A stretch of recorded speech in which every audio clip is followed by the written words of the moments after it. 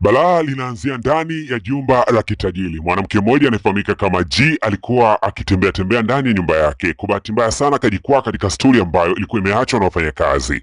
Alipiga kelele nyingi sana. Mjomba wake pamoja na nyomi la wafanyakazi wote wakawa wametimba eneo la tukio. Akauliza ni nani aliyekuwa amenitegeshea stuli ili niweze kuanguka, na nikimgundua mtu huyo basi naahidi adhabu kali juu yake. Hata ningekuwa mimi juu ya adhabu kali nisingejitokeza. Ndivyo ilivyokuwa. Hakuna mfanyakazi alichomoka hata mmoja. Hasa jeuli ya mwanamke huyu anayefahamika kama G ambaye ni kipofu wa macho alifukuza wafanyakazi wote kwa siku moja.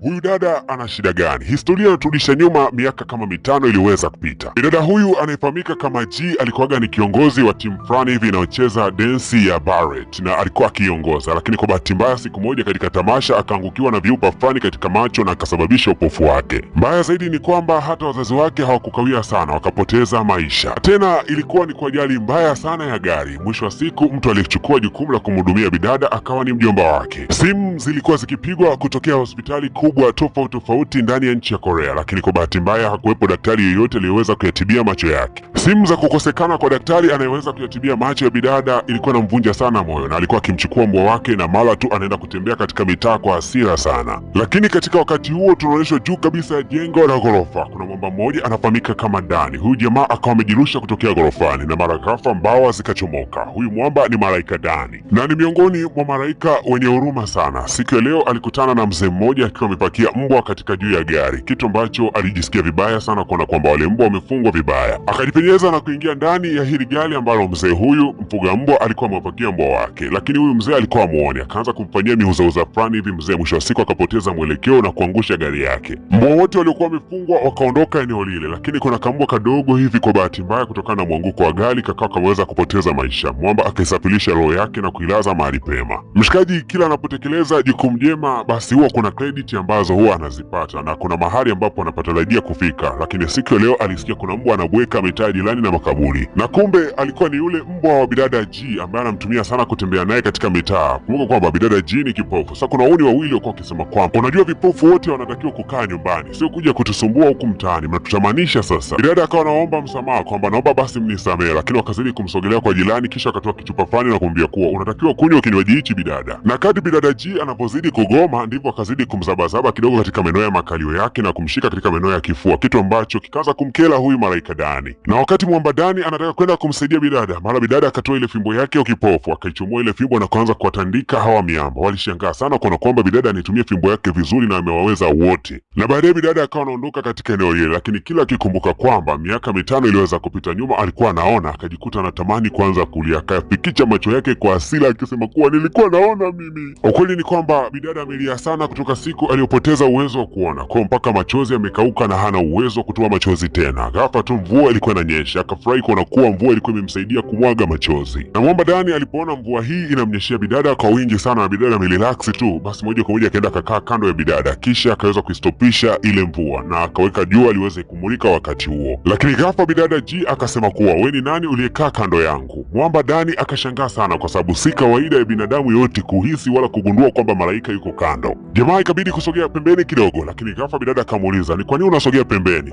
Mwamba kabaki anashangaa mdomo wazi. Na kisha bidada kwa asili akanyanyuka na kusema kwamba usizani kwa sababu siwezi kuona basi siwezi kufanya kazi viungo vyangu vingine. Ukweli ni kwamba ninahisi kabisa kwamba kuna uwepo wa mtu kando yangu. Mwamba alikuwa kimya tu, akajaribu kuuliza hivi unasikia sauti yangu? Bidada akasema kwa hiyo nisikusikie kwa sababu gani? Na kusikia vizuri tu, kwani uko hapa kando yangu? Malaika Dani alipigwa na butwaa kwa sababu kutokea dunia ilipoweza kuumbwa hakuna binadamu aliyewahi kumuona, kumuhisi wala kumsikia. Ni kwa mara ya kwanza katika maisha yake. Alafu bidada naye alipo na mashauzi akamwambia kuwa toka hapa kando yangu kwa sababu sihitaji kukaa na mtu yoyote. Mwamba akauliza akasema kwamba ina maana hichi kiti kimetengenezwa kwa ajili yako? Hichi kiti bana kimetengenezwa na serikali. Bidada G ana mdomo mchafu sana, akamfungukia maneno machafu Mwamba mpaka matusi ya nguoni. Jamaa kabaki anafumba mpaka mdomo, ona mtukana malaika, kimoyomoyo anajiongelea, lakini mwisho wa siku bidada akamvamia na kuweza kumkunja. Bado Mwamba Dani akazidi kushangaa kuona kwamba kuna binadamu mwenye uwezo wa kumshika katika maisha haya. Mwamba alipigwa na butwaa sana. Wafanyakazi wa ndani walikuwa wametawanyika kwenda kumtafuta bidada kwa sababu alikuwa ametoweka ndani ya nyumba kwa hasira. Wakaweza kumkuta huko katika maeneo ya kupumzikia, lakini huyu mwanadada alipoweza kufika alimkuta bidada anahangaika katika kiti anamtafuta mtu aliyekuwa amekaa kando yake. Huyu mwanamke anayefahamika kama Batra alikuwa yuko kando hapa, akabaki anashangaa kuona kwamba haya matukio mbona siyaelewi kabisa, bidada anahangaika kutafuta nini pale. Lakini mwisho wa siku bidada akaweza kuikuta leso, na kumbe hii leso wakati Malaika Dani anakunjwa